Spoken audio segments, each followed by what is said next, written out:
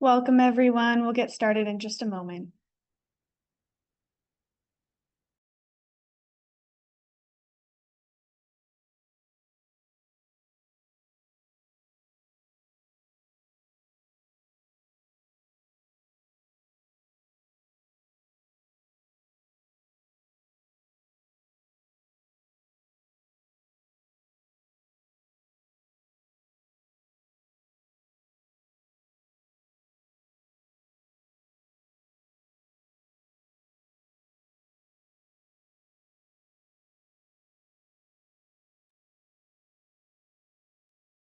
Hello, everyone, and thanks for joining us for our fourth of a four-part webinar series, Cooling Conversations. Today's topic is From Planning to Protection, Building Actionable Resilience Policies. We'll be getting started in just a minute. My name is Eliza Amstutz, and I manage heat mapping campaigns at Kappa Strategies. Kappa is a community-focused natural hazard and climate adaptation planning consultancy based out of Portland, Oregon. Before we begin, I'd like to do a little housekeeping. As you're listening to our panel of speakers, feel free to put any questions you may have in the Q&A section. At the bottom of your screen, you'll see a talk bubble icon with a question mark inside and a Q&A label. Please put your questions for our panelists here. As we go through the webinar, you're welcome to read through the Q&A questions and upvote any that you might find interesting. There will be no live captioning during the webinar as well. If you need captions, you can use the closed caption feature by selecting the CC button at the bottom of your screen. Now, I'd like to introduce our facilitator, Vivek Chandas. Vivek is a climate researcher, educator, and the founder of Kappa. He'll serve as a facilitator for the discussion today, introducing our speakers, moderating questions, and integrating key lessons from the presentation. Vivek, I'll pass it to you. Hey, thanks, Eliza, and really delighted to be here again with you today for our fourth and our last in the summer series webinar that we've assembled. This is a first foray into developing ways of keeping the conversation going while we're seeing a general lack of discussion happening in this kind of a forum. These webinars serve as a way to kind of keep that conversation going, because as we know, as we're going through the middle of the calendar year, and as temperatures continue to kind of rise, and we see impacts happening around the country and world from rising temperatures, I'm really thrilled that we're going to be able to get into some policy and planning discussions today. This is, as we were saying, this is an action planning model that Kappa uses for doing this kind of work with heat. And the focus of our first webinar was on hazard assessment, which really brought together federal and local organizations to discuss how we describe heat. We're moving into, and we moved into in the second week, area of community engagement, which was really about how to reach how to engage hard to reach populations. And then last week we talked about intervention strategies, ways to think about heat management platforms. What are the kinds of understandings we have about who might be disproportionately exposed to heat? And then today, really want to get into discussion about implementation guidance, which is around policy, planning, programs. And I'm really excited to have three leaders in the country in this work of heat action planning, specifically with policy and implementation guidance. We'll be hearing from them shortly.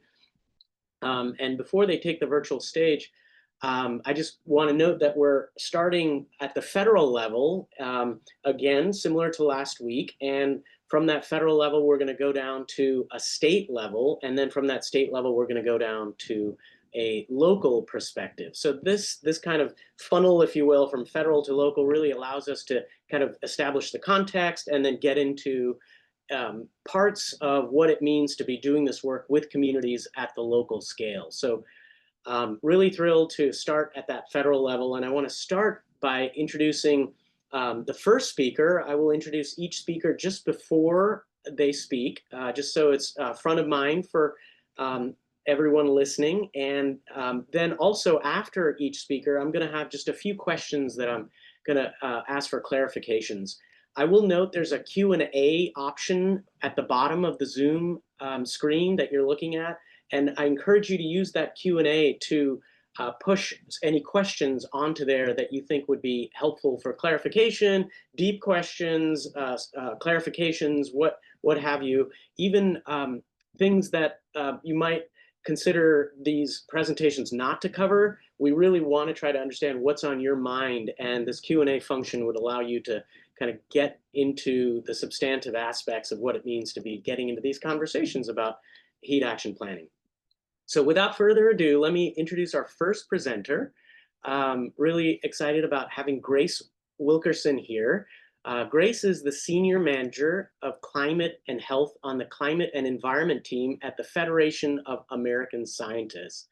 Grace leads programmatic work to showcase how changing climate impacts health outcomes and public health and healthcare systems through emerging threats like extreme heat and wildfire smoke. Grace is committed to identifying policy solutions that secure access to clean environment while bringing down costs, bolstering the economy, and improving Americans' quality of life.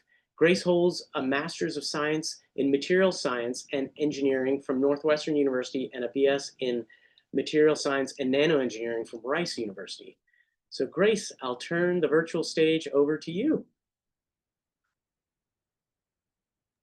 Amazing. Thank you so much for the kind introduction. 1 second. There we go. I'm sharing. Pleasure to speak to you all today. Taking the hat to talk about federal work, but we'll also kind of talk a bit, not just about our federal work, but about the state of federal heat infrastructure and what we're tracking, to then lead into a conversation about where we go next. So who is the Federation of American Scientists? We're a nonpartisan nonprofit organization based in DC. And we focus on helping to bridge the divide between the science and technology community and policymaking. We're turning 80 this year, so happy birthday to FAS. And our scientific community started in 1945 from scientists that had worked on the Manhattan Project and had decided that it was important they'd invented this incredibly dangerous new weapon. They had to be a part of the conversation about what we did about it and how we regulated it, and we're key in that era to actually helping to define the structure for the control of atomic energy. And so we think about that same thing today, like where scientists and engineers and practitioners are out there designing and creating in the world and should be a part of how we actually manage existential and societal risks. So we are really focused on how to create real world impact and partnering with government to help to advance great ideas, great talent, great technology, great evidence to inform effective governance. So just a bit of who we are, obviously not coming from a government stakeholder, but very much in deep collaboration and deep respect for many government stakeholders that work on these issues, and particularly extreme heat. So just a bit about some of our federal work, which was centered around a broad campaign for heat policy and towards a heat policy agenda. We started to do this work because we were seeing the landscape and saw an increasing attention in the media and from stakeholders that there was a desire for heat policy and heat action, and saw a desire to do that on the federal side and a desire to advance big ideas, and thought there could be a bridging partnership to really help to meet that moment and find out where are the places we could actually do good work. And so part of our work kind of in an arc was really to get a sense of what the community looked like and kind of build the base. Met all kinds of wonderful stakeholders that I'll talk about that helped to really inform where should the federal government go when it comes to addressing the issue of extreme heat. We at our organization, as we think about partnerships with experts, we help to kind of orient them and teach them about policy process and figure out how they can best engage. And so over the course of winter, we helped to kind of generate about 18 policy memos, including with Vivek, who is leading our call. We convened folks throughout spring and fall to help to evaluate these recommendations and hone them, understand the needs and whether these recommendations were meeting those needs, and then organized organizations, from labor, health, business to endorse the 2025 heat policy agenda that we still have been advancing in our work with congressional stakeholders and calling attention to the need for federal policy action on this issue. Just kind of a bit of some of the work we were doing and just like kind of an orientation. These are just the types of stakeholders that we were engaging with in our initial needs finding. But this has very much grown since to hundreds more voices. I feel like every single day I get someone reaching out to me wanting to talk about extreme heat and how it intersects their work. And it's just an exciting and growing and developing space. And these needs finding interviews were core to, as we set the recommendations, to help to identify where we needed to go and set principle-based opportunity areas for further policy development. This is just kind of a snapshot. We've got a database of 160 policy recommendations that came from this process in the policy sprint that I'll talk about on the next slide. These are just the full list of opportunity areas, and I'm sure there'll be a way to share slides after, but we looked at everything from the building of the way the built environment was structured, transportation, funding, schools, health thresholds, benefit cost analyses, emergency response. There's just ample opportunity for people to get involved in the federal agencies. And it was just kind of quite clear that there's a lot of needs and a lot of vision to meet those needs. And particularly a desire inside of government to make this happen with the National Integrated Heat Health Information System and the working group that they were leading to develop the National Heat Strategy. Just again, we have these 18 memos, as I previously mentioned. This is just, again, was a generative and incredible process to work with really smart people to build out this idea base and really also provide documents and policy memos that we know are still go-tos for journalists and congressional staffers, either picked up and backlinked or even found their way into full legislation that I read and go, I don't know a one-to-one, but I think we've helped to kind of inform the policy dialogue happening there.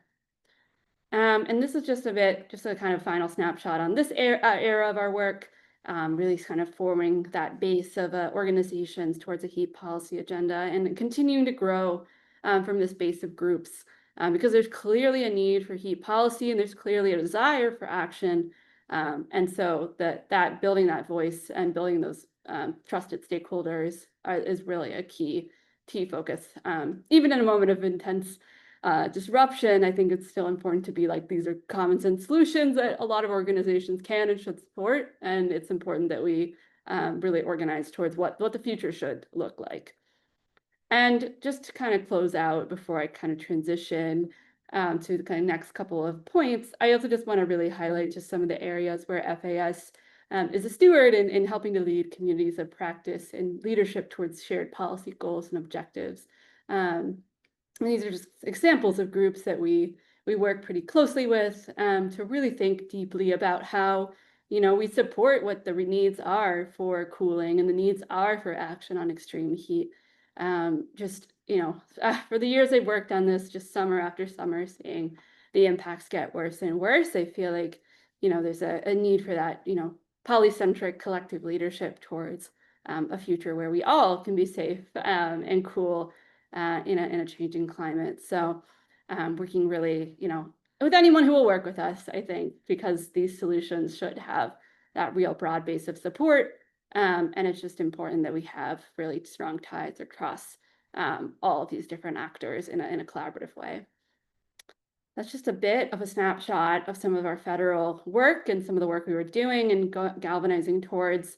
And I'll spend the next second part of my this conversation to just give you kind of a pretty realistic and transparent snapshot of what we're seeing now over the last 6 months of this administration and how it has kind of had some consequential impacts on the federal heat infrastructure.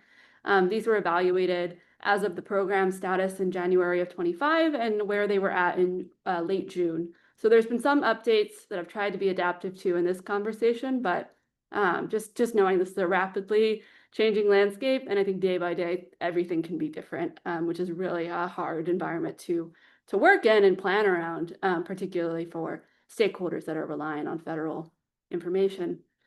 So I think it's just safe to say that we are seeing federal heat infrastructure being dismantled. And that is happening on a couple of different fronts. So I'll kind of highlight 5 that we highlight, and we have a piece on this on our website too, if folks are interested in reading a bit more. So those areas are just leadership, personnel and people, data, forecast, information, funding and programs such as technical assistance, and as well as some of the policy goals are stalling. And this is, don't take our word for it, just our word for it. This is also things that are covered in other media outlets as well. The Kaiser Family Foundation did a great piece on this, as well as E&E News. So multiple sources were coming out, and we kind of also had kind of our voice to say on what we could suppose was happening if these things are actually going to go away in the way that we're seeing. So kind of a leadership and governance conversation.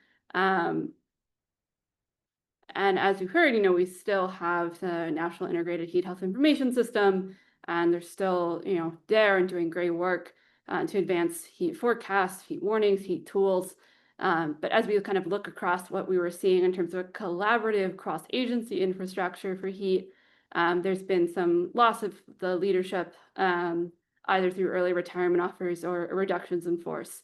So that has been something we see as quite consequential, because that's a loss of institutional knowledge and a loss of that kind of like galvanizing in leadership. So quite something to be of note, and still kind of knowing the work continues, and also that there are challenges to be had. And even as we think about the goals and desires for heat to be declared as a federal emergency, or the increased involvement of emergency management at the federal level, staffing reductions are going to have a consequence to that, and really make it challenging, along with the political dimensions we're seeing around conditioning disaster aid or not providing disaster aid, in the ways that we're almost like a political consensus prior to this administration. And we're seeing in hopeful signs that NIHS's budget will be hopefully will not be zeroed out in the actual congressional appropriations process. But just kind of noting that the stick in the sand that the president's budget put was to defund that in the Climate Program Office, and do some moving around of programs. So we're pretty apparent that we need an organization like NIHS. So it's definitely on my mind as we think about what comes next, to make sure we defend those programs and that infrastructure. Just kind of on personnel, we've seen kind of key partner agencies to the NIHS interagency group get impacted by early retirements and reductions in force. And HHS was hit particularly hard, Health and Human Services. And that's something that we're seeing across a couple of key programs, all of whom are partners and all of whom work on extreme heat, with ACF, Administration for Children and Families, in the Low Income Home Energy Assistance Program, and seeing some staffing reductions. NIOSH and National Institute of Occupational Safety and Health seeing some staffing reductions, and the CDC also seeing some staffing reductions. Now, the one positive I had was that those CDC staff were brought back as of June 2025. So it's they delay in their work, but thankfully they were able to be brought back, which we saw as a positive sign, and I'll talk about that on the next slide. But the budget, once again, doesn't look great. We don't have the budget for Health and Human Services for FY26. So that's something we're still tracking on to see where that really lands, in terms of the next steps with those programs. Kind of on data, which I know a lot of folks on this call are particularly interested in. Once again, like a broken record, staffing reductions at NOAA are apparent to some of the forecasting issues we've seen this summer, and different challenges in staffing, especially the local and regional offices. We're also seeing that proposed budget cuts, if fully enforced at NOAA and at NASA, could impact forecasting in some ways, satellites and other tools. And so just keeping a mind towards what that could mean for things that we use, like heat risk, in evaluating heat-related risks. I would like to say that in the piece, I say the CDC's daily heat health illness tracker is offline. It's back. So that was great. That's the benefit of having staff back in that agency. So they're still tracking this, which is a positive, and I know is a great boon to local governments, state governments, and journalists. So one positive. And then I will flag there's a emergency medical services activation dashboard, which came back online before summer. So that tool we still think is a recommended one for tracking some of the health impacts, at least at a high surveillance-based level, not for especially for jurisdictions that don't have that capacity in-house. And just two more slides on this. Couple more things we'll flag, just funding. We were really excited to see that NIHIS was funding research to support communities in their data tracking and policy development. But those have received stop work orders. And so that is also compounded by some broader cuts we're seeing proposed to the research programs that support climate adaptation research and community work. So definitely some consequential risks to come. The BRIC program was canceled. And even though there was a big bipartisan attempt in Congress to bring it back, what we're seeing is probably it would make heat an ineligible activity under that grant. So that's another source of funding that we're seeing potentially not available yet for heat work. And then the final thing I'll flag, this is in the budget for FY26 again. We are seeing some of these key preparedness programs from Health and Human Services be impacted. And then the big beautiful bill, which I hate that name, but that one has also had some rollbacks and some funding for the energy credits that allow you to do weatherization of your homes. So knowing how that'll impact some of our more vulnerable households. Last piece of news, we're still tracking on the OSHA standard, though we're not resting our laurels on it. No Republican president has ever promulgated a new rule. And so we shall see as time goes on whether that leads to anything productive. Taking a breath because it was a lot to try to run through, and the piece I wrote hopefully also gives a little bit more context, links you can follow, and also some more suppositions of what this actually means. And we're continuing to track the appropriations conversation to kind of get better detail on what's actually going to come through by the end of this administration, at the end of this cycle of Congress. So looking ahead, federal government was doing a lot, still doing a lot with what is currently available to them in terms of capacity staffing. And it's really important as we think about moving forward, we can't abandon the progress. People are out there at risk to extreme heat. And I think there's actions that can be done by all levels of government and non-governmental actors.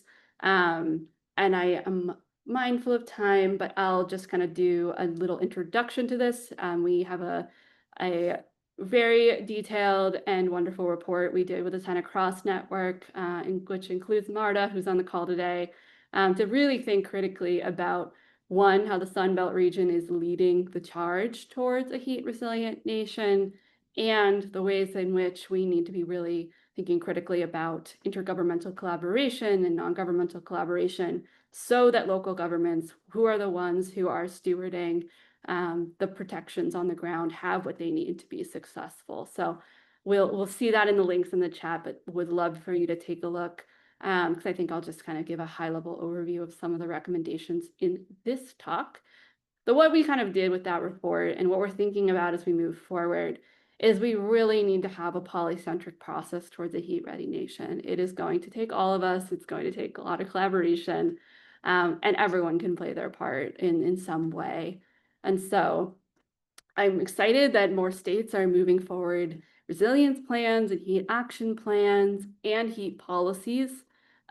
We actually have a regular touch point with state heat leaders, which also includes Jana, to really help to facilitate collaboration and conversation, because it's just important as we move forward that states have a place to convene on this particular issue where they don't have other spaces to convene across the region and country towards a national action mindset. Really excited that more and more local governments are taking action on extreme heat, doing some kind of heat planning. Like the Sun Belt region is just one that I've been spending a lot of time studying, and I've seen a great uptick in policies and plans of some type, which is just really exciting to kind of see that explosion in interest in the issue. And then private sector actors are really taking alarm to the issue of extreme heat, which I think is another driver that is going to keep us going towards some of this work and require us to take action. So that is something too that we are keeping an eye on as the mobilizing forces towards some of that heat ready nation perspective. And I think just what we really want to be able to support as the Federation of American Scientists is to guide us towards that shared strategy for action. So I'll just give a kind of a high, hopefully, whoops, my slides have frozen. Oh, there we go. But just kind of as a highest enough level, it's the importance of governance. How do we work together? Who leads? Who is responsible? What authorities? It's about data. It's about knowing what's happening. It's about knowing the impacts. It's about planning. It's about preparing. It's about actually responding and treating heat like the emergency it is. And it's about ensuring we're investing in the future and in a heat that's not going to, break anytime soon. So with that, I will pause so that I can get asked some questions. But thank you so much for your time. And I really appreciate the opportunity to talk to you all. Wonderful. Thanks. Thanks so much, Grace. I really loved how you were kind of bringing this kind of challenging moment of a lot of potential organizations and their specific programs that are being cut, changed, dismantled to this piece of polycentric approach. Just to, the polycentric approach seems so essential because as we know from Planet of the Apes, ape alone weak, apes together strong. So makes a lot of sense. And I kind of think about this polycentric approach, just if you could just provide a little bit of clarification. Is it trying to bring states together? Is it bringing kind of municipalities together? Is the idea to be a very cross-sectoral collaboration? And what do you see coming out of that? Yeah, no, such a great question. And I hate to be like the person saying all of the above, but there's so many networks for something. And I think when I think about heat, I think about how many different people's jobs it impacts, but it's an issue that impacts so many jobs, but very few people feel like they own it. And I think part of this is a push towards actually owning the problem and doing something about it. And so I think on our end, like we are really thinking about the state and the role of the state. And we have good connections and collaborations with local and municipal governments that we also are interested in partnering with and advancing those networks goals, that the Tenacross network being one of them that we've had a nice conversation and collaboration with to try to think about how we support that network and their goals as they move forward. And then I think in terms of the private sector action, there are actors that I know that are prioritizing this, and I'm not going to oversell what we can do, but I do think there's some nascent emergent realization and actors that are coming together to realize they need to set some kind of goal or set some kind of standard for where we go. I don't think we're going to figure it out quite yet. I think it's going to be very messy and responsive to the moment, but I think hopefully with time, this is a way to kind of build a more grassroots, grass tops type of effort towards some of these goals. And I think hopefully just again, keeping in conversation and touch as we move forward in a way that makes sense. And FAS hopefully just providing some scaffolding for people to think about the issue and what can be done. Right. Oh, it's such critical work right now.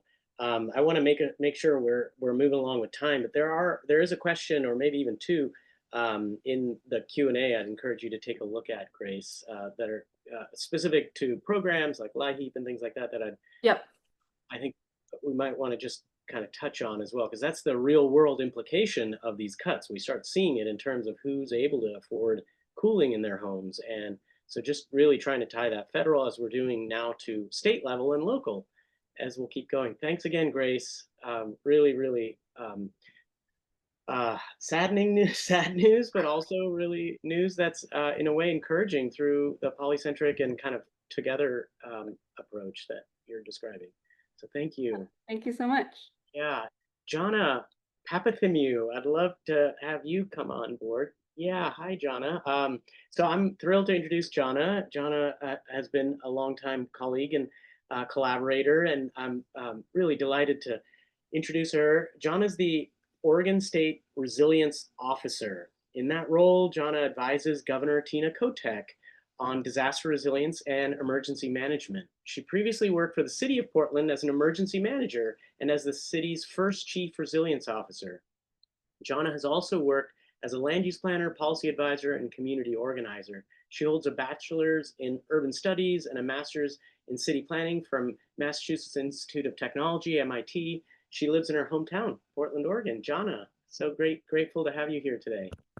Thanks so much. It's delightful to be here. I am going to try and share my slides. Okay. Go with that. Is that working, folks? Thumbs up? Yeah. Yes, great. All right.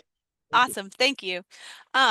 It's a pleasure to be here. As Vivek said, I live in Portland, Oregon, which is my hometown, and I have worked here for an emergency manager for a little over a decade before coming to the state to work on resilience policy. And I think what I want to talk to you a little bit today is to tell you a story about how my experience as an emergency manager and really as a shelter volunteer influenced me as a policy advisor and an advocate for strengthening heat policies, and kind of the journey that Oregon has followed to become more heat resilient. So let's see, advanced slide. Let's stand by. Oh yeah, there we go. Forward. Great. So the story of how Oregon came to be more focused on heat really starts with the heat dome, which was an atmospheric event that many folks here probably also remember impacted all the Pacific coast of North America in 2021. And it was a large area of high atmospheric pressure that caused extended high temperatures at the end of June in 2021. One of the results of the heat dome was that we saw 3 days of record-setting high temperatures. So the hottest temperature ever recorded in Oregon was 107, and we had achieved that 107 temperature 3 times in the century before 2021. And then that record fell on like June 25th, and we hit 108, and everyone was like, wow, this is the hottest it's ever going to get. It's 108 degrees. This must be climate change. And then the next day, that record stood for 1 day, and the next day we went 4 degrees hotter and hit 112. And that record stood for 1 day, and the next day we got even hotter and hit 116. And then thank God the heat broke the next day, and it didn't cool all the way down, but we went back to more conventional hot temperatures. Those super high daytime temperatures were accompanied, as you might imagine, by like not a lot of overnight cooling because of the extended period of heat. And the majority of people in Oregon, more than half of people in Oregon, don't have air conditioning, because air conditioning is just not something that was really needed in a temperate state like Oregon. It was something you might turn on a few days a year. As a result of that severe heat, we saw 96 deaths during the heat dome across the state of Oregon, including 69 in Multnomah County. That's my county. It's the it's the county where Portland is. It's the most urban county in the state. Multnomah County Public Health, I think to their great credit, did a lot of work to try and understand who died of the heat, and their research was not surprising, but was important to understand. 95% of the people who died of heat died at home, and no surprise, most of them were seniors. They were low income, and they didn't have a working air conditioner. I was, at the time of the heat dome, the acting director of the Portland Bureau of Emergency Management. So I worked the heat dome as an emergency manager. And the thing that I would say is that we had no playbook for heat response. We literally we did not have a heat plan. We looked around and said, sort of like smoke. We had a wildfire smoke response plan, and that's the plan that we applied to think about how to approach the issue. We did all the things that were mentioned in the plan. And then we got to the last page, and we could see we weren't doing enough, and we started making stuff up. We partnered with a housing authority, and we got lists of people that lived in subsidized housing that we knew didn't have air conditioner, and we gave them to our volunteers, and we asked them to call people, knowing that that was probably not in compliance with other laws around privacy, but just with the sense that it was all hands on deck to see if people could be safe. So we were literally just calling people over and over and calling the apartment manager if we couldn't get a hold of them. We were delivering cold water and hydration salts to houseless camps all around the city, and doing persistent outreach there. And we also opened, in partnership with the city and the county, overnight cooling shelters, which is something we had never done before. The picture here you see was taken in a cooling shelter, because this was the Oregon Convention Center, which was our largest shelter. We had 600 people there sleeping overnight on our hottest night, and I worked the night shift there because we were really understaffed also with volunteers. And I can tell you that if you want to really have a come to Jesus moment about heat policy, that was it. To be in that shelter at night was there with a lot of folks who are houseless, and who were also in active substance use, and were having potentially profound mental health disabilities, that really needed to be in that shelter to stay safe. And they were laying on a cot right next to moms with infants that knew they weren't safe in their 110-degree apartment, so they were nursing a baby with a blanket over their head. And there in the very next cot was maybe a senior that someone had brought them there from their apartment that was too hot, but they were disoriented by being out of their normal setting, and they were asking when they could go home, and why they were there in that place. It was really, we had fights in the bathroom, we had a stabbing in the parking lot, we had just every crazy thing that you can imagine and you hope never happens in your shelter happened in the shelter. And so it did not feel like a success. And at the same time, it was a no barrier shelter. Nobody was turned away, and nobody passed away in the shelter. And so I came out of that thinking like, wow, this cannot be our best strategy for heat. We have to think of better things to do about this.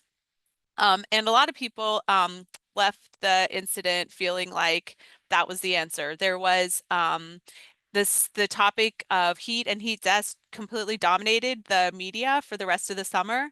There was unfortunately probably some finger pointing at what everyone was heartbroken by what happened, was distressed and traumatized and angry at the effects of the heat dome. And if anything good came out of it, is there's a tremendous sense that we can't let this happen again. We have to do better. Uh, and so in immediate response to the incident, the City of Portland Housing Bureau, which is a big funder for affordable housing in the Portland metro area, announced that they would not fund any more affordable housing that didn't have cooling, which caused some consternation because there were projects that were already funded or most of the way through design that had to scramble and find more funding to put in cooling. But the Portland Housing Bureau took a hard line on that.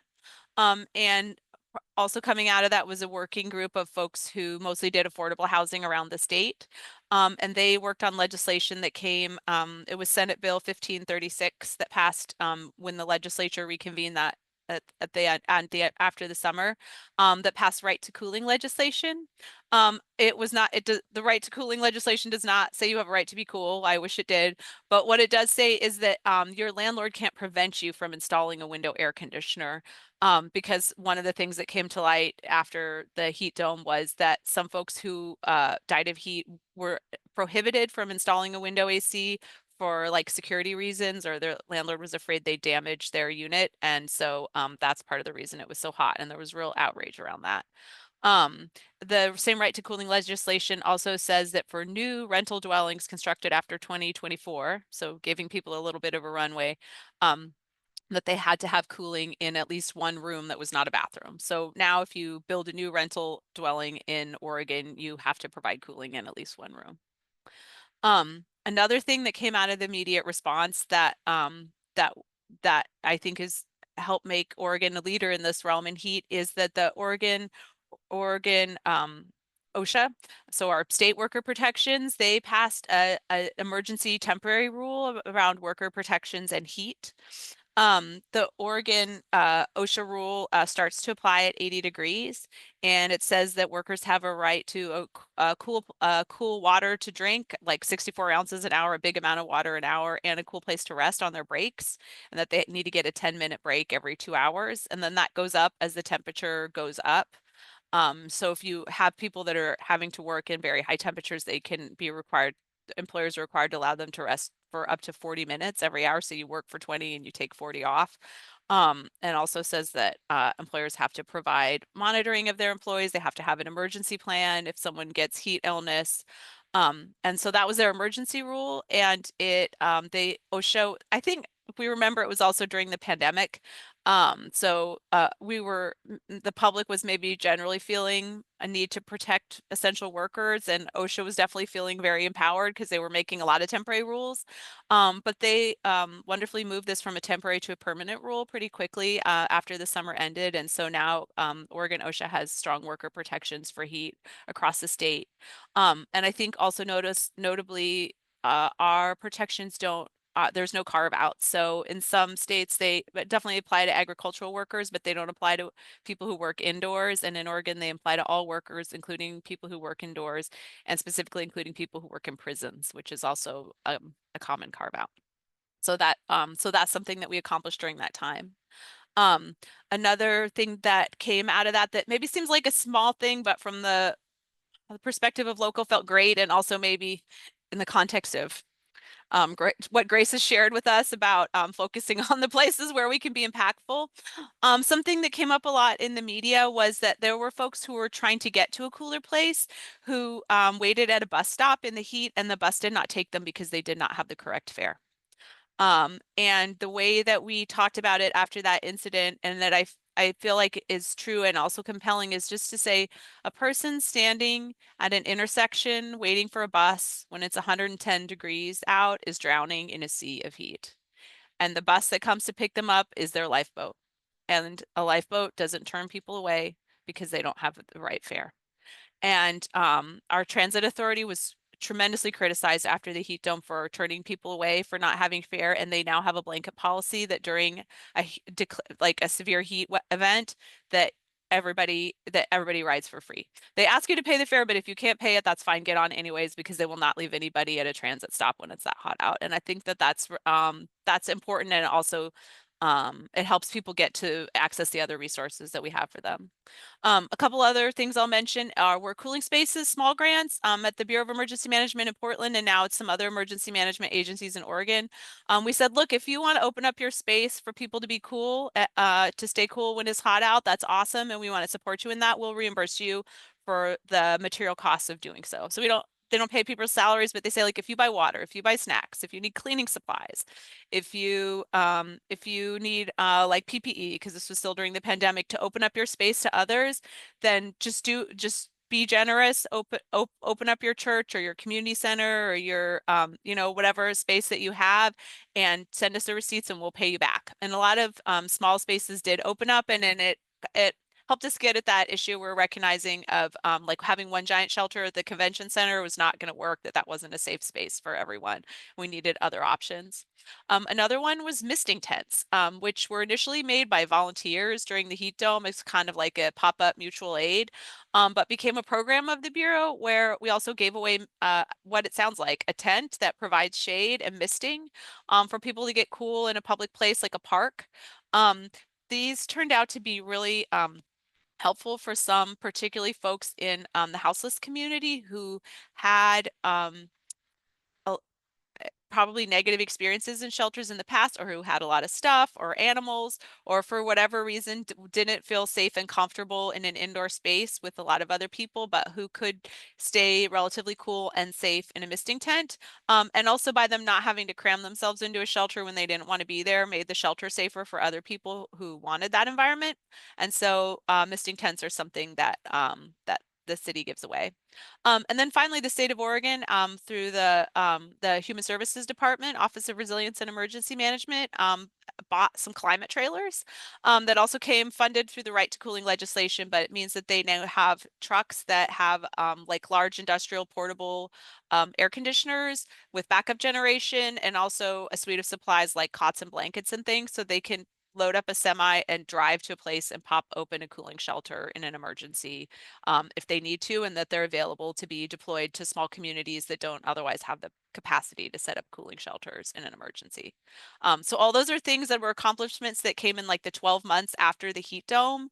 And I feel like there are ways that that people who recognize the issues sort of capitalize on the public sentiment around the heat dome to make policy changes that have been lasting and that were fortunate. The other thing that came out of that work for me and others that were working on the response side was just a recognition that we don't well understand indoor heat. We were trying to make a decision about emergency declarations and public messaging and how to address the risk of heat for people that were mostly housed looking at a weather forecast. But the weather forecast tells us the weather outside. It doesn't really tell us what people are experiencing inside, which is kind of a fundamental question if you're trying to help people. And so the following summer, this Portland Bureau of Emergency Management, Multnomah County Public Health, and Home Forward, which is our local public housing authority, all partnered to do a research project where we actually put temperature sensors inside the apartments of people that lived in 3 different Home Forward buildings, a low rise, a mid rise, and a high rise. And we put them in apartments on each floor and on each side of the building to try to understand the dynamics of heat, like were top floor hotter than lower floors, or like kind of like how hot was it really getting, how much was it cooling off at night. That was a super cool project that totally deserves and has its own presentation. But and was cool in a lot of ways, including the partnership with the public housing residents who participated because they wanted to help other people that had similar experiences to them. But I mean, the punchline was it gets really hot in people's apartments. The 2022, the summer we were monitoring did not have a heat dome, but what we saw is that people were still regularly getting high temperatures inside their apartments up into the 80s. There were a number of apartments that exceeded 90 degrees on multiple days. That's really hot if that's your house and you don't have any place else to go. We also saw the majority of residents who participated did report that they had physical impacts from heat. People had trouble sleeping, people had nausea, people had dizziness, people had like excessive sweating, people had anxiety, and mental health impacts from the heat, and that was happening to most of the people. We also saw that the temperatures overnight were staying super high and that they were peaking later in the day. So from the standpoint of an emergency manager that's trying to open a cooling space, if we open it during business hours, well, we recognize it's not really meeting the need, because when the person's apartment is hottest, or when they're trying to rest at night, that's when they need the shelter, and that's when it's shut. So that was an important takeaway. And we also saw that a window AC unit was like not the panacea, that some people who had window AC units, their apartments weren't that much cooler than people who didn't have them.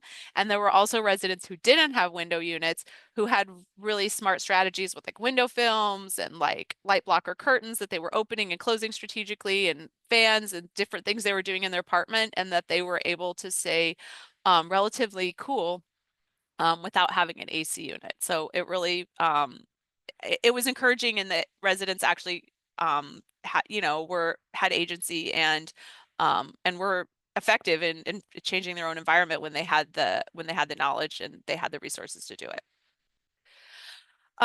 Coming out of that, what's happening next? I'm working on a statewide plan for resilient Oregon, which will bring forward heat as like an important health risk, which I think it increasingly is in. It has always been, but I will say I mentioned in the heat dome we had so many deaths. prior to the heat dome, we had in the decade before the heat dome, we had 2 recorded heat deaths in Oregon, one in 2016 and one in 2018, I think. And in the decade before that, we had none. So heat deaths were really unknown in Oregon, or I wonder perhaps we so didn't believe in them that we couldn't see them. But since the heat dome, we've had heat deaths in Oregon every summer. And I want to get my numbers right. In 2022, the year after the heat dome, there was 5. In 2023, there was 6. In 2024, which is the first year I was in the state job, we had 17 heat deaths, and that was the first year that we declared a statewide state of emergency due to heat. And really lean forward in that the heat event we had that summer, and even so we lost 17 people. And sadly, already this month we have 3 suspected heat deaths in Oregon, and it hasn't felt that hot here. So so the heat deaths are increasing. That's going to be addressed in the plan. The other thing briefly I'll say is Senate Bill 54, which did not pass, which is kind of broke my heart in the last legislative session, but a version of it will come back in the next legislative session. It created cooling requirements. So it said that right to cooling that said people were allowed to install air conditioning. It's not meeting the need, and we need to go back and create a habitability standard in rentals. Just as you can't rent an apartment that does not have heat because that is not unsafe for people in winter, you can't rent an apartment that doesn't have a way to cool the bedrooms below 80 degrees in the summer. It would have a 10-year phase-in period, acknowledging that for many buildings, it would mean electrical panel upgrades or other like major renovations to provide cooling. And it did anticipate a time extension for subsidized housing, acknowledging that some of them are so resource constrained that they would need to recapitalize the building which comes on a 15-year cycle in order to be able to do cooling, but saying that they had to provide a cooling space in the interim. It didn't pass. There was an awesome coalition behind it, from AARP to Disability Rights Oregon to some, I think, courageous and affordable housing providers that said it's the right thing, and we don't know how we're going to afford it, but we know that we have to do this because we care about our residents, and this is the only way to keep them safe. Regrettably, we did not have enough subsidy for for all affordable housing providers. And I think this is going to be a tough one. Just speaking as a policymaker, like it will take a decade to do it. The state does not budget 10 years out. So we are never going to come up in one biennium with enough resources to support all the affordable housing providers that would need help with this. And we cannot, as a state, afford to subsidize all the market rate for-profit housing developers that are there. But I think that we have to still commit ourselves to doing the right thing and give ourselves a long enough timeline to achieve it, and do enough coalition building that there's some trust that if we all kind of start moving in the right direction together, that we can get there.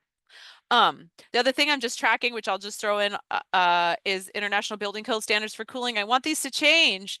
And I thought they were going to this year. I don't know if other folks were tracking that, but there was a proposal to do that thing with the temperature standard in residential units at construction. The International Codes Council met earlier this year, and it did not pass. And I wasn't at the meeting reading their summary of the conversation. They were not well informed that heat is a life-threatening hazard, and that the people who most need it will not achieve that standard through market forces. So I'm looking for opportunities to get more involved in that conversation, and maybe some folks here have thoughts about that. But that's a lot. I'm eager to get to the conversation with others in the group, so I think I'll end there. Thank you. Thanks, Jana. Just one quick follow-up, if you have, to kind of keep this momentum going. And heat domes don't happen annually; they don't happen as a regular thing. So, what do you see as kind of wind in the sails to keep these, whether it be indoor cooling standards possible, or other initiatives that you're trying to see forward, Senate bills and other things? How, in a place that doesn't get the regular reminders of 116 Fahrenheit, what do you see as opportunities to kind of keep the conversation going? And that's a great question. I feel like, and hopefully this came across in my presentation, like we have to keep people at the center, and we have to keep we have to keep telling the stories. And I'll just say, like, an example personally, what I'm doing is, like, I have asked the state medical examiner to tell me, since I work in the governor's office, every time they have a suspected heat death. And so that I put that in my weekly report to the governor that other legislators read, like, hey, 3 people died of heat in Oregon this week. Because I feel like, unfortunately, the impacts of heat, they're so often it's people who are seniors, they're alone, like those deaths are really unnoted, and that's we can't allow that to continue. So I think we have to I think we have to keep centering people, and we have to keep like seeing and acknowledging the impacts of extreme heat, because it is hurting people every summer and all across the United States, and especially in places like Oregon that don't think of themselves as having a heat problem. Right, right. And yeah, just maybe to add one little piece on that is even the way we code heat deaths officially is very rudimentary, and it's often folks are coming in for asthma or some other trigger. Totally. There's a whole presentation about that. It's super frustrating. And also, I found our medical examiner, unless I tell them, like, hey, I'm looking for heat deaths because of the weather, they won't get coded that way. They'll find that they're all, it's super hard to get the data on it. It's very frustrating to me. Right, totally. Thank you, Jonna. I want to keep us moving here. Thank you so much. That was really great to kind of come down to the state level, and now I'm really looking forward to hearing from Marta Segura, who is who's working at the City of Los Angeles as the first chief heat officer, and in her division. The city's her division is within the city's emergency management department. In Marta's role, she works directly in the centrality of aligning heat, health, equity, and climate goals to reshape the city's approach to addressing heat and climate resilience. To that end, she launched the creation of the city's first heat action planning process, the annual Heat Relief for LA campaign, and Cool Spots LA app. She oversees a staff of 5 within the emergency management department.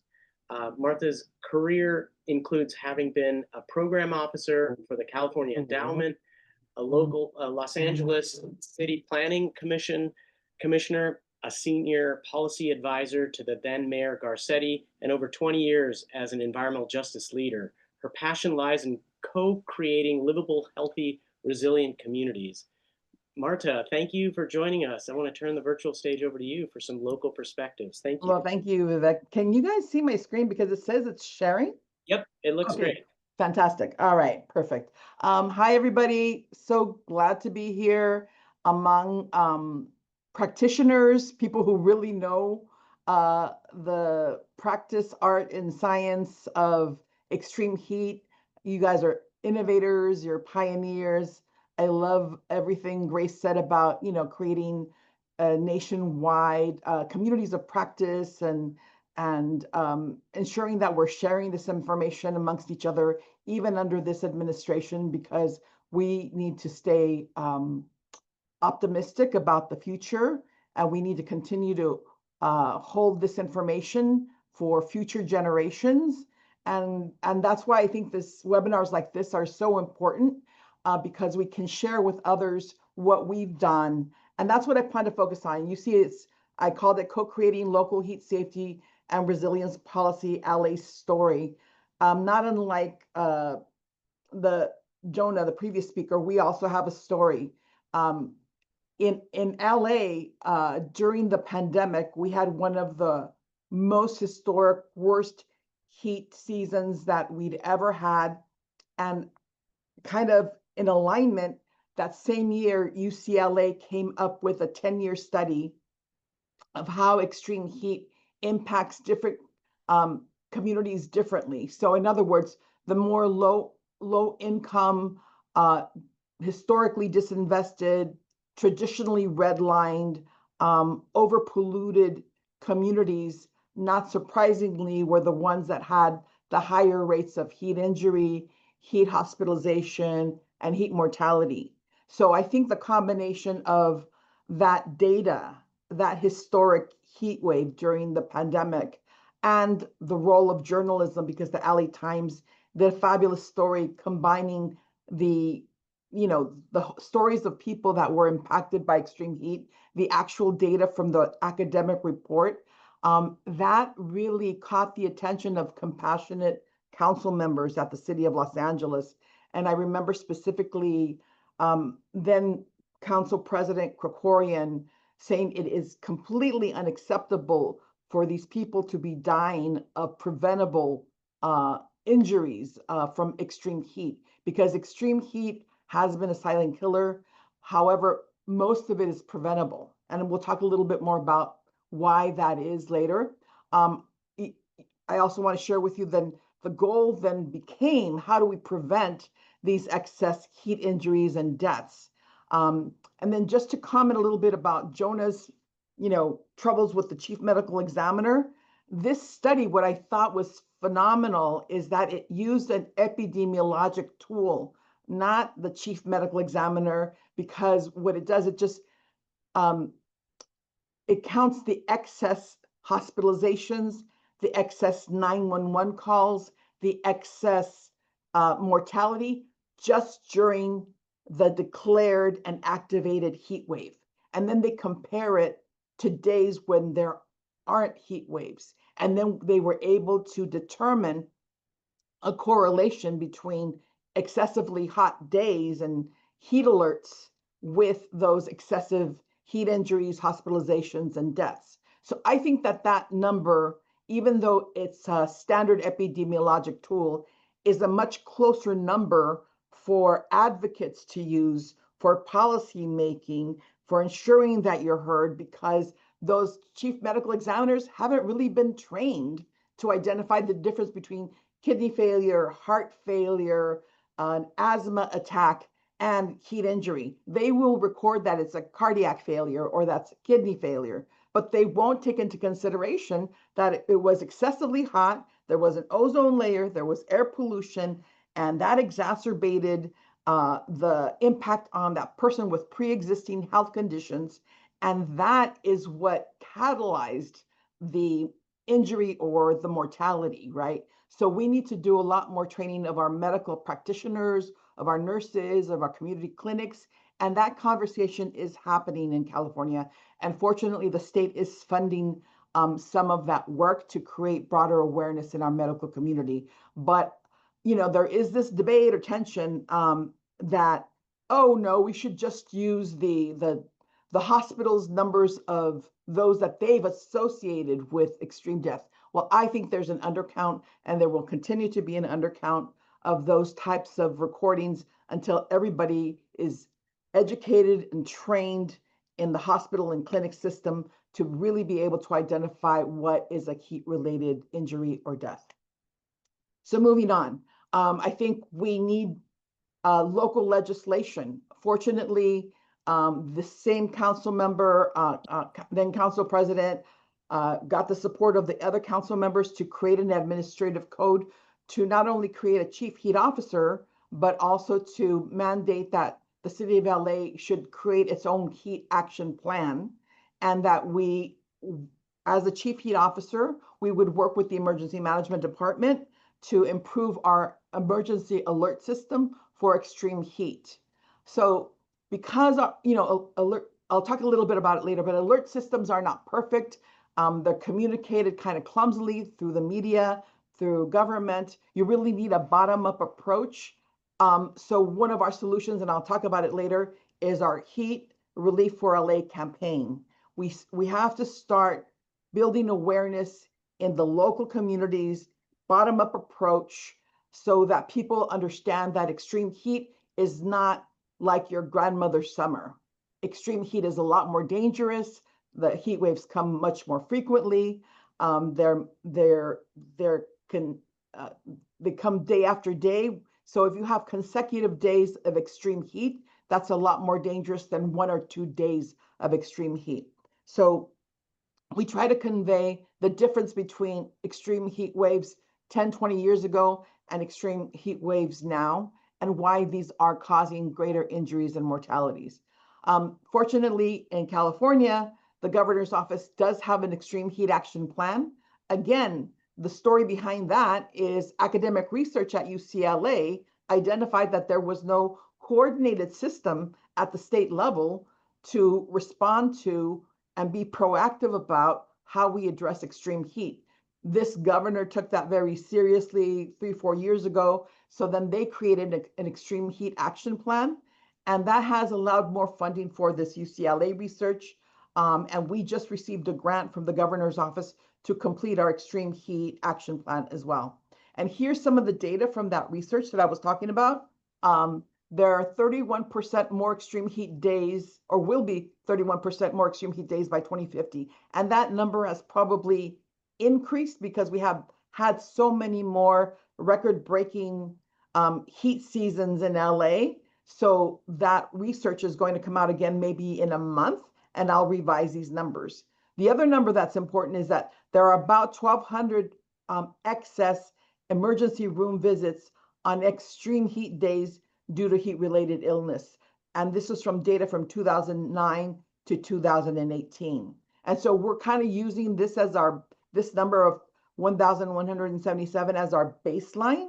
And I'm hoping that, that number can go down from here. But again, it has to do with the effectiveness of our interventions, of our response, of our awareness. Let's skip over this. I want to be cognizant of time, but what I would like for you to take away from this is how in a municipal government, in a local city, small or large, it's really the community, the media, the academics, all together influencing local government policy and ensuring that local government does something about it. So our organization, the Climate Emergency Mobilization Office within the City of LA, also really coordinates and collaborates with local community. In fact, we wouldn't even exist as an office in the City of Los Angeles without the local environmental justice advocacy groups. They advocated for our office to exist, and they've advocated for us to continue to exist. And I think that coordination with local community, influencing policy, creating this line of communication with the media and with local elected officials is critically important, not just to create the office, to create policy, but to keep that policy moving forward. So we do have a partnership network. We've also aligned our plan with other policies and plans in the City of Los Angeles and other jurisdictions, like our local hazard mitigation plan, our climate vulnerability assessment, an equity index, our Green New Deal. So there's a lot of local plans at the city and in the county that really have helped to substantiate how we address this issue. Again, we need local governance. We have an admin code, and I really recommend that we could talk more about that later, because without that admin code, I probably wouldn't have continued to exist past this budget crisis, right? So we're proposing that in our heat action and resilience plan, that it align with the state's extreme heat plan, and that it becomes a blueprint then for not just the City of Los Angeles, but for all our other smaller cities in the region. There's 88 cities in the county of LA. We are by far the largest one. We're a city of 4 million people, but I think that there are lessons within what we've created that can be used by smaller cities. And yes, we focused on prioritizing communities of greatest risk to extreme heat, because that's where we can have the greatest impact. And then the other reasoning behind that, it's like it gets the most bang for your buck. You get the greatest results, but you also begin to improve the climate resilient environment in those micro communities that are disproportionately impacted, which then creates a broader LA climate resilience strategy, so that all communities are more equally protected and equally climate resilient. This just goes over again, and you'll have these slides, all the things that we've aligned with, from the emergency management department's plans to the adverse weather annex that they've created. And that's where we have a policy within the City of LA to know how we're going to address extreme heat when it arrives. And the chief heat officer, for example, goes to those emergency operations meetings to advise the emergency management department and the mayor's office of public safety on which cooling centers to open, which augmented cooling centers to open, where we need to open them. And as a result, since I became chief heat officer, the participation in our cooling centers has increased between 300 and 1,000%. Because these cooling centers can't just be rooms with fans and water. They need to have activities. They need to be areas where people can either do their homework, their regular work, or there's other events and activities like at a multi-use public library or a rec center that serves as a community center. These are the kinds of places people want to go to and will stay at for hours at a time, as long as there is community engagement and involvement and activities being aligned with that cooling center. So let me go to the next slide. I don't know why it's not showing here, but there we go. That's why. So the first track that we have in our heat action resilience plan is to create public awareness. The second track is to strengthen our heat response and community resilience. The third track is to increase resilience for heat through the built environment and transportation systems. The fourth is obviously nature-based solutions, and that's where shade comes in, shade structures, open space, permeable land, green stormwater infrastructure. All of that is complementary to creating a cooler environment and reducing the urban heat island. And then we also developed another track that will help us create a system of accountability, because we've all heard of climate action plans that don't work, right? And there was some research done that the reason they don't work is because they write the plan, but then there's no accountability system. There's no citywide way to track that and report that transparently to the public. And we intend to do that with our heat action and resilience plan. So essentially we have 5 tracks, we have over 20 strategies, and we will have hundreds of actions that we will, I don't want to use the word oversee, but we will help the city to implement, and we will help the city to get funding for, so that we have a more climate and heat resilient Los Angeles. And not going to go into all of the strategies right now, but for example, we have already expanded our cooling center. All of our libraries are now known as cooling centers. They all have hydration stations installed in them now. Their librarians have been trained to embrace the concept that they are not just a cooling center, but also a warming center in the winter. And it's really important that the leadership at your library system is supportive of that, embracing that identity. And our general manager for libraries was completely open to the idea. He loved being a multi-purpose center, being a library that meets the need of every community. And the other wonderful thing about LA libraries is that they're multicultural and multilingual, and they can provide our information in multiple languages. And by the way, our information, when you look at it, it's in 15 different languages. So our heat safety information has been translated to at least 15 different languages. Let me keep going here. I think the last thing I'll say, because I want to open it up for conversation, and I know we don't have that much time left, is when we think of urban tree canopy and shade, what they always leave out is funding for maintenance. They might have funding to plant a seedling, funding to give trees to the community, but that funding for maintenance for the first 3 to 5 years is critical. And cities have to change the way that they fund these functions through their procurement and through their budgeting, so that the tree canopy can survive. And that is really a critical step in ensuring you have healthy tree canopy at your city. Great.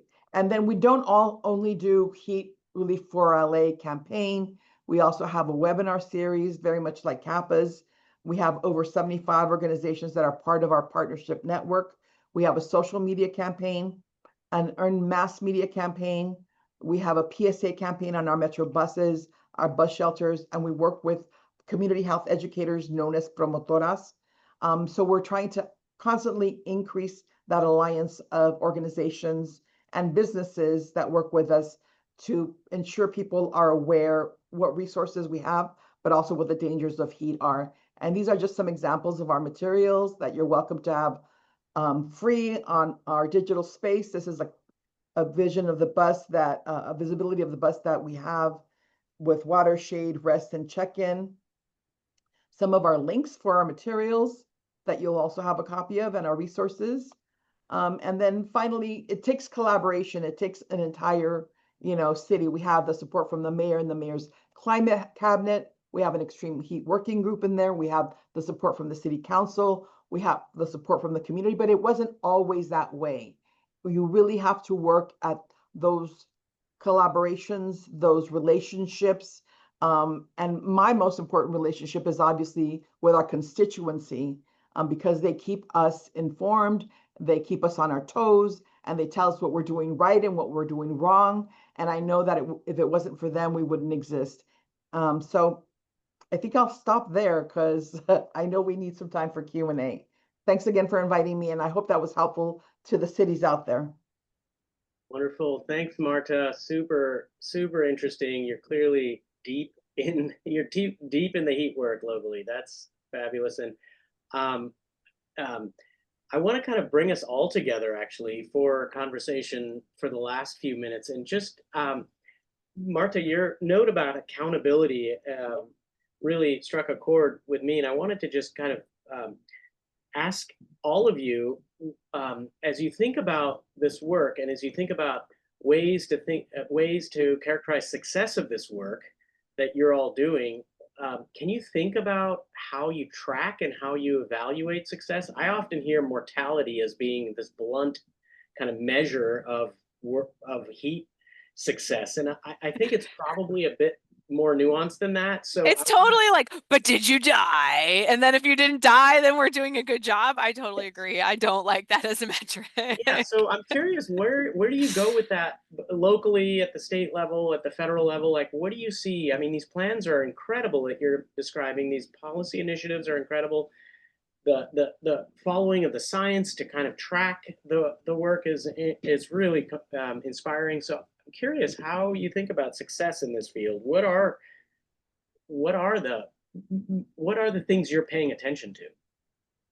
I think the 911 calls is often missed, during the heat alert, during the activated heat alert. And people don't all die when they call an ambulance or when they call for help, right? People are also calling our 311 system for information on where do I go cool off, right? So there's things prior to the mortality that we can track for improvements. But I also think that, for example, our 5 strategies are, our 20 plus strategies, our 5 actions, each one is going to have departmental responsibilities and metrics. So we want to see how many more trees do we have in these low-income communities that lack tree canopy? How many more bioswales do we have? How much more open space and permeable land do we have? Like, have we been investing in cooling communities that are known as urban heat islands or concrete jungles? And we can also ask those communities, are you cooler now that these shade structures, tree canopies have been installed? And then we can compare it to some actual numbers of 911 calls. Because if there's less 911 calls and you've invested in that climate infrastructure, I think that's a really important correlation, right? And I wouldn't go with the deaths for sure, because I think, like I said before, there's underreporting and we haven't got the science down on reporting deaths related to extreme heat. Thanks, Marta. Jonna, Grace? I'll just add kind of more at like a high level, but I think it's needs to be further quantified, is like heat is a livability issue. Like, are people going to be able to live, make a living, afford their housing bills, their energy bills, their food bills, if we don't get the heat problem right? And I think that should be a real scary thing, especially as like a potential challenge to people wanting to move to certain areas. That'll impact the local economy. It'll impact what taxes can be collected. It'll impact government services. Like, if you don't plan for resilience, you're gonna have to bear the risks someday. And if you're not Mhm. thinking in that comprehensive way, I just think we're gonna miss a real opportunity, which again is why with LA thinking really forward thinking and resilience, and then the resilience plan that Jonna mentioned, like that's the way we should be thinking about it, because this is like kind of really trying to aim for that good life that folks deserve, and also allows us to become, you know, not just like a climate problem living over in this corner, but like a real problem for like people's everyday lives, which is something Mhm. um I'm testing out. Because also I heard in the comment in the chat about like how do we make this, you know, make sense to people who are climate deniers. I'm like, okay, like I'm ready to make that argument. So John is Great. curious thoughts. No, No, I I to to- I Yeah, go ahead, Jonna. We can hear you. Okay, great. Sorry, I thought I would totally lift up what both Grace and Marta said, and in particular, I would say I don't want to see like just but did you die being the old metric, because almost dying is actually not a great outcome, and also to Marta's point, the deaths are really undercounted. There are other, I know for Oregon, I watch pretty closely like the what we call the HOSCAP data, like who's coming, like emergency room admissions, hospital admissions, 911 calls, like kind of some public health metrics around that I think is helpful. And what I also think is important is to look at them in the aggregate, because we do want to see them going down, but also you can break them out by geography. I think the real success is where we don't see poor people having much greater impacts than people in more middle and high income neighborhoods, or they also break down by demographics. So if we don't see Black and brown people that are more likely to die of heat than white folks, then that would totally be a win. Dare to dream. The other place where I wish we had better, I think we need to create better metrics and then track them is the economic impacts of heat, because we haven't really talked about that. And I, as a people-centered person, I always want to put like health and well-being first. But I know walking around Portland on a hot day, businesses close, food carts close, small shops close. My kid's school canceled school for several days because of heat, not having air conditioning in school, which sucks for them, but also a lot of parents miss work and miss out on income when schools are closed. And so I think if we could capture some better worker productivity goes down even for people who do come. Income to businesses that stay open goes down because people don't want to go out. And so if we could capture some of the economic impacts that heat is having and kind of quantify that loss, I feel like that could motivate more action towards outcomes. And like ultimately we want to have people just be well, not only not be in the hospital or calling 911, but also like their kids are going to school, they're going to work, they're going out to recreate in parks that are cool, or and feel safe. And so so I think we need the holistic measures. That's great. That's really good. That's an area that seems to be really growing these days, the economic side of things, John. I appreciate you bringing that up, and livability, and then triangulating different data sets and understanding lived experience, centering the equitable distribution of impacts from heat. I think that, yeah, that those are all central themes I'm hearing. I'm curious, and I don't mean to bring up success part as a way to kind of drive that being the focus. I feel like there's so much work that happens in the process that you all brought up of being able to get legislation up, of being able to bring communities together, being able to have the conversation that you're all mentioning. That is part and parcel of those successes that I think we all want to see happen as well. The fact that we're having these conversations now is, I think, a big jump in that work itself. What do you, who are you looking to? Just in our last couple of minutes here, what are you reading? Who are you looking to? What are the kind of inspiring, what's inspiring you for this work right now? This is our last of the series of conversations, so you get that privilege of maybe having a minute to think about what's motivating you to do this work right now, and how do you bring yourself together to actually champion this work? I think that'd be a suitable question to kind of close out the series. And you all are such inspiring people, so I want to like look to you and just say, how do you get up in the morning? What's driving, aside from the caffeine? What's like driving your work? I'm so excited. I'll go first because I'm so excited to tell you about this project I'm working on, the Plan for a Resilient Oregon, which is 2020, we all had horrible wildfires in Oregon. We got a grip of money from HUD, like $422 million to rebuild people's housing and infrastructure. We secreted away a tiny amount of that, like 1% of that money, to do a plan for a resilient Oregon, which is the plan that I'm working on. And my deep commitment in doing that plan is that if we have a couple $1 million to spend on doing resilience work in Oregon, I want to spend that money in Oregon, and I want to spend it on the organizations that are already doing the work. Because if I look out across the state, there are tons of churches, Friends of the Library, community action groups, like small downtown business associations, volunteer firefighters. Like there are like these local groups across Oregon that are already doing, that are opening the shelters, that are doing the welfare checks on their neighbors, that are planting and watering trees, that are doing that are doing the hard work of building resilience to climate change and heat, and they're doing it with bake sales and volunteers and like very unsteady grant funding. And so I'm hiring them. I'm spending my millions of dollars. I'm paying them to be my consultants for $1,000 a month to talk to me about what they're already doing that they think works and what they care about, and to tell their stories and to use the plan to lift up that platform. But particularly given everything Grace has shared with us about where we're at federally, I have to tell you, it's super awesome to go to Talent, Oregon and talk to people that are literally selling cookies to have a storytelling event for wildfire survivors, and then using that as a fundraiser to help people make wildfire safe landscaping, for instance. Like it's so energizing and fun to be in community with those folks. That's amazing. Thanks, Jonna. Yeah. Grace? Well, LA has a oh, sorry, go ahead, Grace. No, go ahead, Marta. Yeah, please. Well, LA has a different environment. As you know, we've been suffering from the ice raids, and the community organizations that normally work on these issues with us and continue to work on these issues with us are also providing mutual aid for the ice raids. So it is difficult, I think, for many cities right now to stay super engaged and super involved around climate issues and extreme heat issues. But when we talk about the disproportionate impact, and people are still being affected in these, particularly these low-income communities, and they can recognize a plan or a strategy or a treatment to prevent the worst case scenario, they see that we care. They see that we're part of their network to make sure that their communities thrive, and they at least know how to get through a heat season, right? Despite the other horrible things that are happening in our nation, in our country. But they keep me inspired. Communities keep me inspired. So very much like what Jonah was saying, it's the people. Yeah.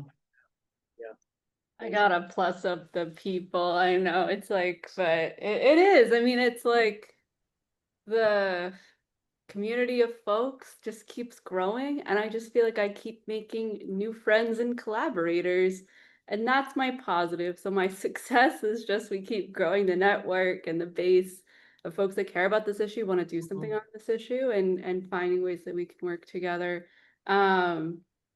Because we're gonna have to do something someday, and I hope the urgency of the issue keeps growing so that we get to the the policy solutions that we need more quickly. So that's really what I'm focused on and excited about.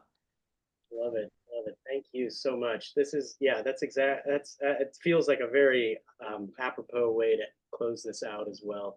I want to really thank you, Grace, you, Jonna, and you, Marta, for offering your time, generosity with your ideas, projects, and amazing examples of what you're doing in your own realm of influence. And we will be tracking your work really closely, and hopefully finding ways to continue the collaboration. And whether it's the people, or whether you call it the people work or the polycentric work, this like collective agenda has to keep moving. So really, thanks for the inspiration. I want to just close out today and just note that there's a newsletter that's going to be, Zachary's presenting this here on a slide. There's a newsletter coming out next month that will hold a lot of the materials from these webinars that's going to be launched next month. We're having many different opportunities to connect with people. We're hoping to continue this. I've just chatted with the team a little bit, and I've heard a lot of enthusiasm for continuing these conversations. So we're really looking forward to bringing others in, bringing you all back, and continuing this ability to dig deeper into these conversations that we don't really get a chance to get in touch with. So I really appreciate everyone's attention. Thanks to the audience for hanging out till the end here, and look forward to following up on LinkedIn, on Instagram, X, and our newsletter. Thanks, everyone. Hope you have a great rest of the day and weekend. Take care.